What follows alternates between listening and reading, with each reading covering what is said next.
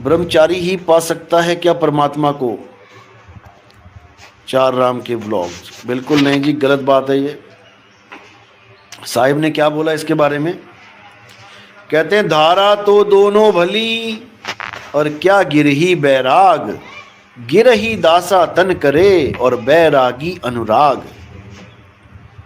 कबीर साहब कहते हैं कि दोनों ही धारा भली हैं। ऐसा नहीं है कि कोई ग्रस्त में है तो उसको परमात्मा नहीं मिल सकता।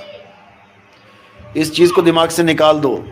बहुत से साधु संत हैं, साधु संत तो क्या बोलूं मैं उनको, बहुत से ऐसे लोग हैं जो बाणियां पढ़ लेते हैं। गरीबदास के पंथ में ये एक आजकल ये भ्रम फैला रहा है। एक वहाँ का कोई पाठी है, नाम नहीं लेता उसका मैं, वो कह रहा है कि गुरु नहीं है, वहाँ का पाठी है वो। जैसे गरीबदास जी के बहुत से पाठी हैं, अलग अलग आश्रमों में बैठे हैं, ऐसे गरीबदास जी के ग्रंथ का कोई पाठी है, वो आजकल ये प्रचार कर रहा है कि ब्रह्मचारी होगा तभी उसको परमात्मा मिलेगा, और गृहस्थियों को भरमा रहा है। अब इस निकम्मे से कोई ये पूछ ले कि गरीबदास जी को 7-8 साल की उम्र में परमात्मा मिले, उन्होंने पूर्ण ज्ञान दे दिया, ग्रंथ भी रचा दिया, उसके बाद गरीबदास जी की शादी क्यों हो गई भाई? 4 बच्चे क्यों हो गए? एक आधा होता चलो ठीक है, वंश चलाने के लिए 4 क्यों पैदा कर दिए उन्होंने? फिर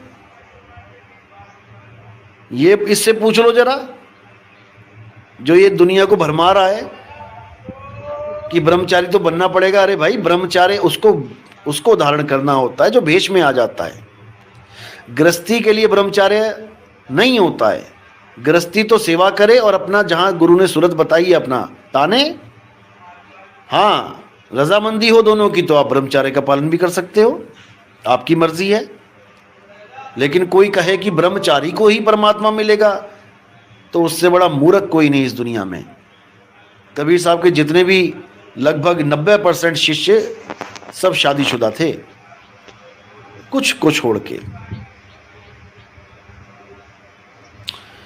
तो इस भ्रम से भी बाहर निकल जाना है। उससे पूछो कि गरीबदास जी अगर ब्रह्मचारी थे तो 4 बच्चे क्यों पैदा कर दिए भाई उन्होंने? नानक साहब के 2 बच्चे हैं, धर्मदास जी के यहाँ भी बच्चे हैं, वहाँ तो आगे पूरी पंथी चल गया। तो ऐसे नहीं भ्रमना है, ये भरमाने वाले बहुत बैठे हैं। आपने संयम में रहना है, अच्छी बात है, संयम में रहो, लेकिन आप प्रश्न चिन्ह नहीं लगा सकते बाकियों पर कि तुम्हारी तो मुक्ति होगी नहीं। अरे तुम मुक्त होके दिखा देना, यहीं घिसट घिसट के मर जाओगे, मंत्रों के चक्कर में पड़ के, श्वासा अजपा जाप के चक्कर में पड़ के, मन के दर्शन करके। मन के दर्शन करवाता है ये, मन के दर्शन करेंगे मन निर्मल हो जाएगा। मन के दर्शन करेंगे, मन भी दार्शनिक है क्या? मन भी इतना अच्छा है कि उसके दर्शन करने पड़ेंगे हमें? अरे मन ही तो काल है, मन इतना महान हो गया कि उसके दर्शन करेंगे हम लोग। यानी मन बड़ा हो गया और हमें छोटा कर दिया इसने, इस बेवकूफ ने। परमात्मा के दर्शन करेंगे कि मन के दर्शन करेंगे? यही काल के दूत हैं। अच्छे खासे जीव को अपने रास्ते पे चल रहा होता है, भरमा देते हैं और मन की साधना में लगा देते हैं। ये मन की साधना में लगाने वाले लोग हैं।